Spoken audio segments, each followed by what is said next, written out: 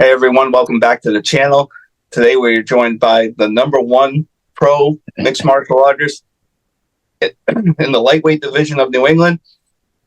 He is holding a professional record of 17-6. He's riding a 6-fight winning streak. He is the new Cage Titans lightweight champion and UFC veteran, the man, the myth, the legend, Slippery Pete, Peter Barrett. How you doing today, Pete? Good, man. Thank you. Thanks for having me on. It's an honor, man. So, you're 3 days removed from the fight. Like, how are you feeling? What emotions are you going through? It feels great. I'm healing up. I've got 5 staples there. I've got 3 staples in there. So, like, my left foot is a lot. There's a lot of edema. It's a lot of swelling, a lot of pooling. But once I get all that stuff to go down, it'll be good. But it's just bumps and bruises. I saw that cut on the elbow, man. How'd that happen in the fight? I don't know. I have no idea. I'm hoping to get a link so I can watch the fight soon and try to figure it out. But I think it might have happened during one of the takedowns. Maybe I hit my elbow on the cage or something. I don't know. Or it was either that or I thought maybe like the leather from his glove when he was throwing that crazy ground and pound. But I'm not really sure what caused it. Gotcha, man. And after going the full 25 minutes with Joe, did he do anything in the fight at all that may or may not have surprised you? I was kind of like, in hindsight, I think he was a lot more tired than I realized. I kind of thought he was trying to play possum to get me in, to kind of just bait me to get me closer to him, so he could attack, try to like jump on my neck or whatever. But now that I'm removed from it and how I recall it, like I think he was more hurt and tired than anything. I say it like that because like after the fight, like I felt like I could have fought again. Like my energy was still through the roof. Like my cardio was great. My breathing was great.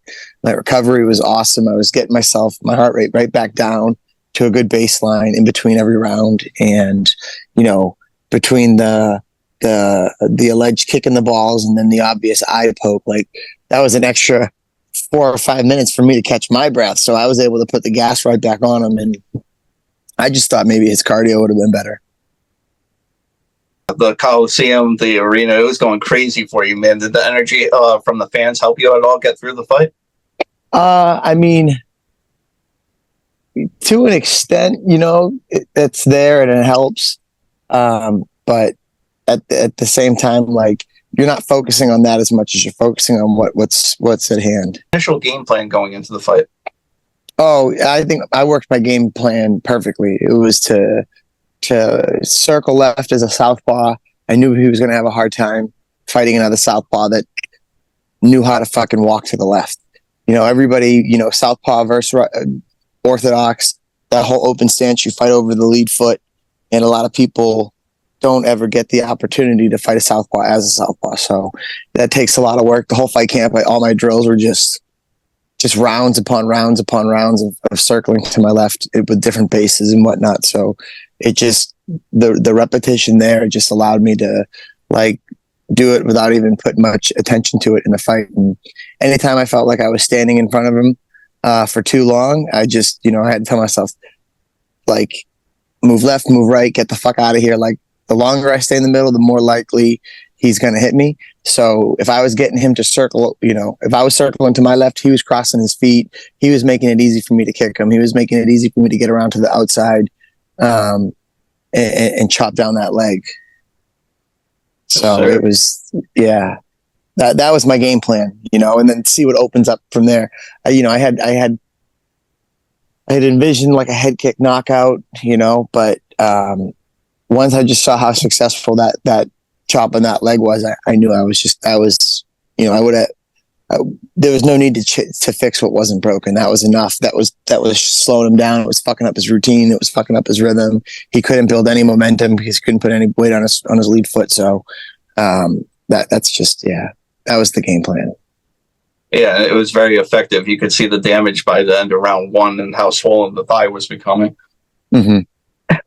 And 8 years in the making, man. Do you feel like it's all squashed now? Everything's done? How? Yeah, I mean, he's the only one that was really keeping that crap alive, anyways. So now that I've whooped his ass, I'm done with it. I don't want to hear about it. I don't want to see it. I don't want to read about it. Like, I'm over it. I'm done. Afterwards, you guys were kind of talking in there. Could you give us a little insight of what you guys were saying after the fight, or?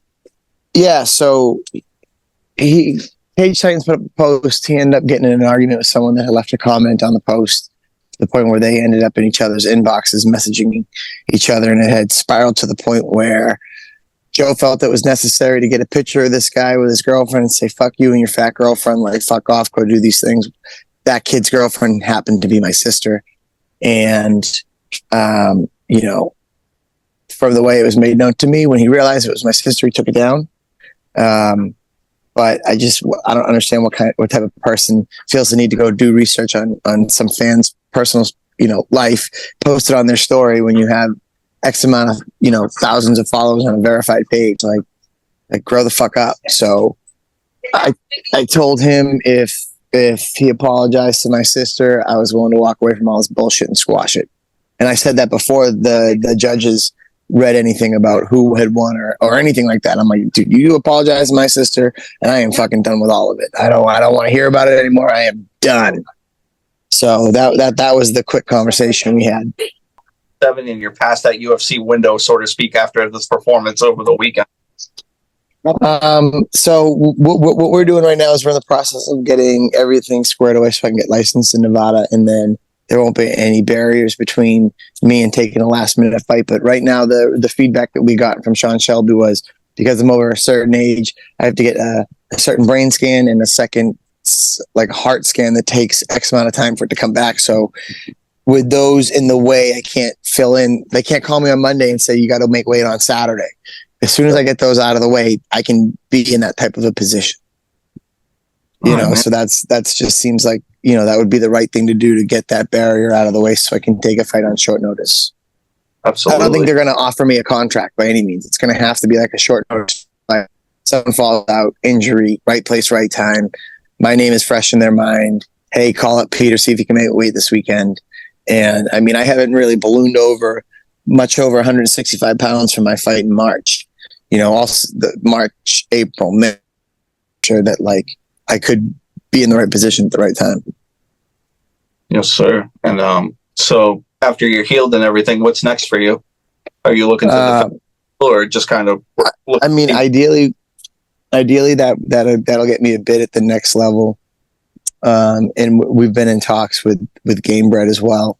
So I'll be in Spain for most of August with my wife and son, and then we'll be looking for something, maybe late September, early October, unless something materializes last minute. Does that November card sound any, good to you or not? I mean, that November card could be great. We'll see. But if I can get a big money fight from Game Bread to go fight bare knuckle MMA, that's where I'll be. I'll go fight for $30,000 purse. Oh yeah, yes, sir. That's really all I had for you today, Pete. Thank you for the time. Is there any teammates, socials, or anything you want to shout out before we go? Sponsors? Yeah, I mean, just shout out to all my teammates at Ozone MMA, at Sitya Tong, my coach Andy, Joe, Jay, everybody at Power Aquatics, a family restaurant, both restaurants, Barrett's Ale House, Barrett Restaurant Group, the Abington Ale House, all that. Just, big community full of support behind me, and I'm grateful for it. Yes, sir, man. Well, good luck with your future, and I can't wait to see what's next for you, Peter. Have a great day. Sounds good, brother. Thanks, you too.